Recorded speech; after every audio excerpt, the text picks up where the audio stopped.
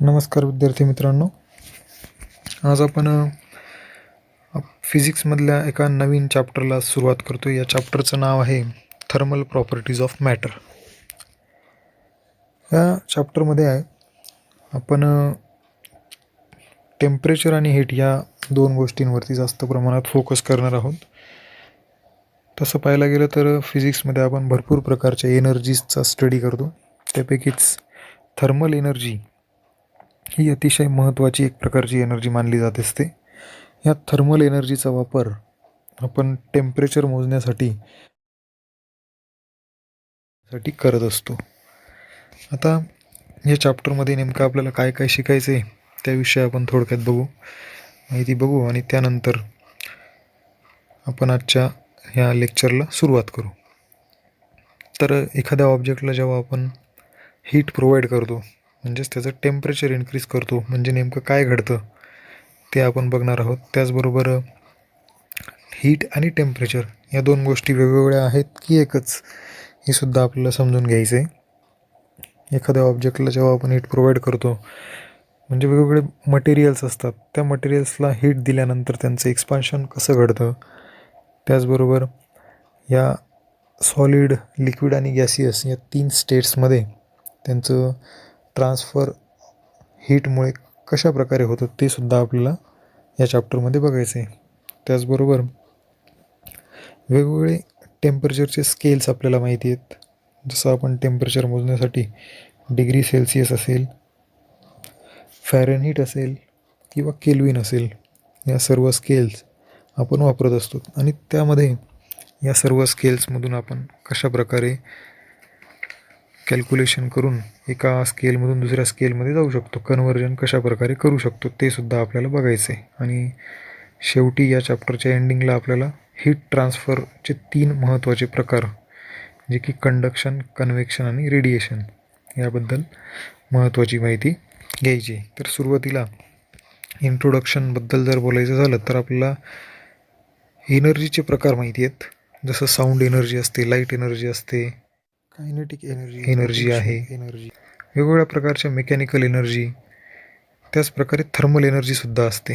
या थर्मल एनर्जीमध्ये आपल्याला एखाद्या ऑब्जेक्टला जेव्हा आपण हीट प्रोव्हाइड करतो त्यानंतर त्याचं टेम्परेचर इन्क्रीज होतं, हे यातून आपल्याला बघायला मिळतं. तर नेमकं त्या ठिकाणी काय घडत असेल की सॉलिड आणि लिक्विड यात जे काही मॉलिक्युल्स असतात, ते मॉलिक्युल्स जेव्हा आपण त्यांना फोर्स अप्लाय करतो किंवा टेम्परेचर त्यांचं इन्क्रीज करतो, तेव्हा त्यांच्यातलं इंटरमॉलिक्युलर फोर्सेस हे बदलत जातात आणि त्यानुसार ते मूव व्हायला लागतात. आणि एखाद्या कंटेनरमध्ये असलेले गॅस मॉलिक्यूलसुद्धा त्या कंटेनरच्या वॉल्सवरती कोलिजन्स करत असतात. याचा अर्थ त्यांना कायनेटिक एनर्जी त्या ठिकाणी टेम्परेचर दिल्यानंतर प्राप्त होत असते.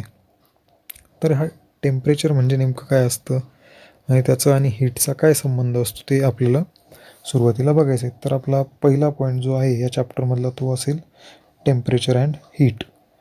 सुरुवातीला टेम्परेचरची डेफिनेशन या ठिकाणी दिली आहे की temperature is a physical quantity that defines the thermodynamic state of a system.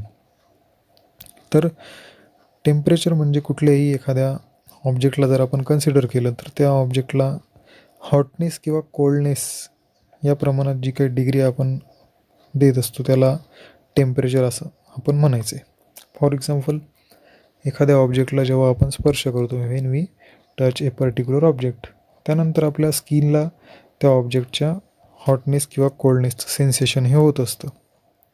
आणि याच्या मागचं कारण म्हणजेच हीट ट्रान्सफर. तर हीट म्हणजे नेमकं काय, तर हीट ही एक प्रकारची एनर्जी आहे. It is the form of energy that transferred between systems or objects with different temperatures. Okay, तर हीट ही 2 वेगवेगळ्या ऑब्जेक्ट्समधून जेव्हा एनर्जी ट्रान्सफर होत असतं त्याच ट्रान्सफरला आपण हीट असं म्हणत असतो. आणि साहजिकच जे 2 ऑब्जेक्ट असतात त्यात हायर टेम्परेचरचा जो ऑब्जेक्ट असेल त्यापासून लोअर टेम्परेचरच्या ऑब्जेक्टकडे हीट ही ट्रान्सफर होणार असणार. ओके, तर अशा पद्धतीने आपण हीट आणि टेम्परेचर या 2 गोष्टी बघत असतो. तर थोडक्यात काय, तर हीट म्हणजे ही एक प्रकारची एनर्जी आहे जी पोटेन्शियल डिफरन्समध्ये आपण जसं बघितलं की हायर हाईटकडून लोअर पोर्शनकडे कुठल्याही प्रकारे फिजिकल क्वांटिटीज ज्या असतात त्या मूव होत असतात. सेम त्याच पद्धतीने सुद्धा हीट एनर्जीसुद्धा ही हायर टेम्परेचरकडून लोअर टेम्परेचरकडे ट्रॅव्हल होत असते. टेम्परेचरच्या बाबतीतही तेच आहे. टेम्परेचर जे आहे ते एक प्रकारे एक फिजिकल क्वांटिटी जी आपण एखाद्या ऑब्जेक्टच्या हॉटनेस आणि कोल्डनेसच्या डिग्रीला कॅल्क्युलेट करण्यासाठी आपण वापरत असतो. तर टेम्परेचर आणि हीट या दोन गोष्टी या ठिकाणी आपण बघितल्या. आता हे टेम्परेचर आपण मोजायचं जर ठरलं तर ते आपण कशा प्रकारे मोजू शकतो, याकरता आपल्याला पुढचा पॉईंट दिला आहे मेजरमेंट ऑफ टेम्परेचर. ओके, तर टेम्परेचर आपण ज्यावेळेस मोजतो त्याकरता आपण काय वापरत असतो, तर आपण थर्मोमीटर वापरतो. हे थर्मोमीटर जे असतं जनरली आपण जे लॅबोरेटरीमध्ये किंवा आपण दवाखान्यात बघत असतो त्यात मर्क्युरी थर्मोमीटर जास्त प्रमाणात वापरलं जातं. या थर्मोमीटर्समध्ये काही स्केल्स दिलेल्या असतात, जसे की सेल्सिअस स्केल, फॅरनहीट स्केल आणि या व्यतिरिक्त आणखी एक स्केल असते ती म्हणजेच केल्विन स्केल. या प्रत्येक स्केलमध्ये आपल्याला एक पर्टिक्युलर टेम्परेचरची व्हॅल्यू दिलेली असते. या टेम्परेचरमध्ये आपण कन्व्हर्जनसुद्धा करू शकतो. हे कन्व्हर्जन करण्यासाठी आपल्याला एक फॉर्म्युला या ठिकाणी दिलेला आहे. सेल्सिअस स्केल आणि फॅरनहाईट स्केल यांच्यामध्ये जेव्हा आपण कन्व्हर्जन करतो त्याकरता TF-32/180 is equal to TC/100 हा फॉर्म्युला आपण वापरू शकतो. या व्यतिरिक्त केल्विन स्केलबद्दलसुद्धा आपल्याला अधिक माहिती नेक्स्ट लेक्चरमध्ये जाणूनच घ्यायची आहे.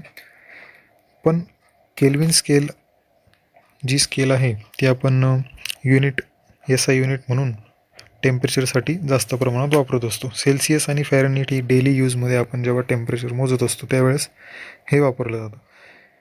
तर प्रॅक्टिकल पर्पजेससाठी आपण सेल्सिअस आणि फॅरनहाईट ह्या दोन स्केल्स जास्त प्रमाणात वापरतो. त्यांच्यातलं कन्व्हर्जन करण्यासाठी हा एक फॉर्म्युला या ठिकाणी दिलेला आहे.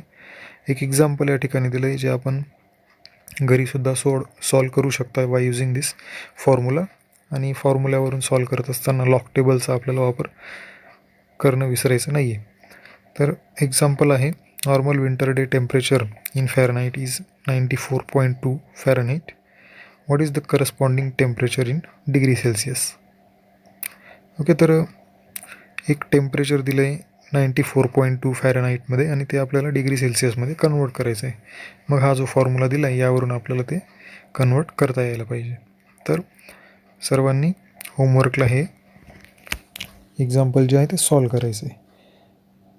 तर टेम्परेचर मोजण्यासाठी आपण सेल्सिअस, फॅरनहाईट हे दोन महत्त्वाचे स्केल वापरत असतो. या व्यतिरिक्त जी तिसरी स्केल आहे केल्विन स्केल त्याविषयी आपण पुढच्या पॉईंटमध्ये तर बघूच.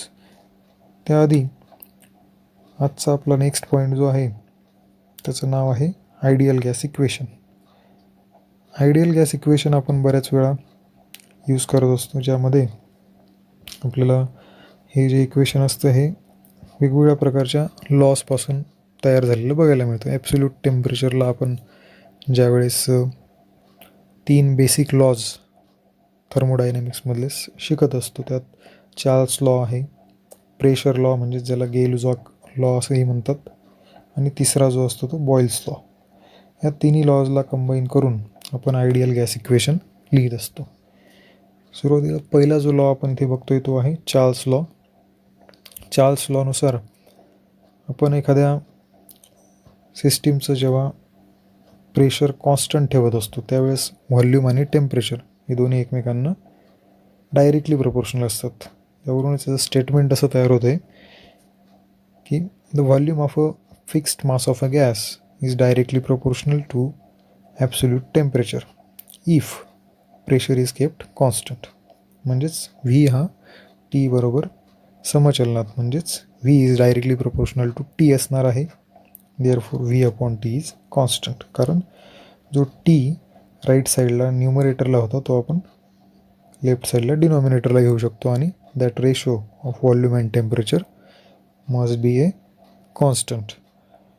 त्याचबरोबर दुसरा जो लॉ या ठिकाणी आपण बघतोय ज्याला प्रेशर लॉ असं म्हणतात, त्याचं दुसरं नाव गे-लुसॅक लॉ असंही आहे. या लॉनुसार प्रेशर हे टेम्परेचरला डायरेक्टली प्रोपोर्शनल असतं, पण यावेळेस व्हॉल्यूम हा कॉन्स्टंट ठेवलेला असायला पाहिजे.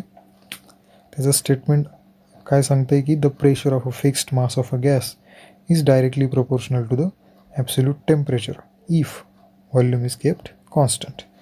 That means P is proportional to T and P upon T is constant. तिसरा लॉ आहे बॉयल्स लॉ.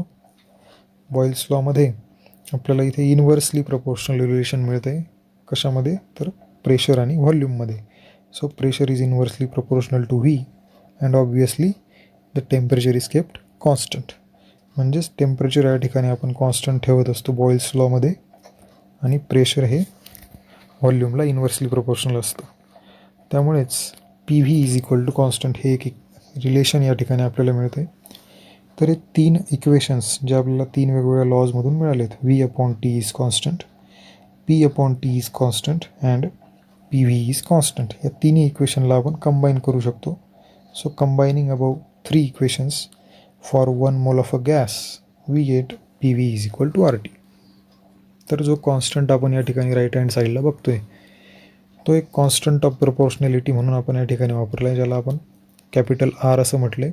कॅपिटल Rलाच आपण युनिव्हर्सल गॅस कॉन्स्टंट असं म्हणतो. हा जो गॅस कॉन्स्टंट असेल याला एक न्यूमेरिकल व्हॅल्यू या ठिकाणी दिली जाते. That value is approximately 8.31 joule per kelvin per mole. ही त्याची कॉन्स्टंट व्हॅल्यू या ठिकाणी आपण घेत असतो. कॉन्स्टंट ऑफ प्रोपोर्शनॅलिटी कॅपिटल Rसाठी आणि त्यापासून हे एका मोलसाठी एक आयडियल गॅस इक्वेशन आपल्याला मिळाले PV is equal to RT. जर समजा आपण n number of moles consider केले तर त्याकरता हे आयडियल गॅस इक्वेशन बनतं PV is equal to nRT, where small n is n number of moles. Okay, n number of gas मॉलिक्युलसाठी ideal gas equation हे PV is equal to nRT हे मिळणार आहे. तर हे झालं आयडियल गॅस इक्वेशन. पुढच्या लेक्चरला जेव्हा आपण थर्मल प्रॉपर्टीजबद्दल स्टडी करू त्यात आपल्याला थर्मल एक्सपान्शन, ज्यामध्ये 3 प्रकारचे एक्सपान्शन आपण बघतो. सुरुवातीला लेंथ एक्सपान्शन, मग एरिया एक्सपान्शन आणि व्हॉल्यूम एक्सपान्शन, हे 3 प्रकारचे एक्सपान्शनबद्दल आपण डिटेलमध्ये स्टडी नेक्स्ट लेक्चरला करणार आहोत. तर आज आपण थर्मल प्रॉपर्टीजमधल्या काही बेसिक टर्म्स ज्या आहेत त्या व्यवस्थित समजून घेतल्या. याचा पुन्हा एकदा तुम्ही घरी बुकमधून रिव्हिजन करावी आणि नेक्स्ट लेक्चरचं सुद्धा एकदा बघून ठेवा, म्हणजेच थर्मल एक्सपान्शनबद्दल प्रॉब्लेम येणार नाही. थँक्यू.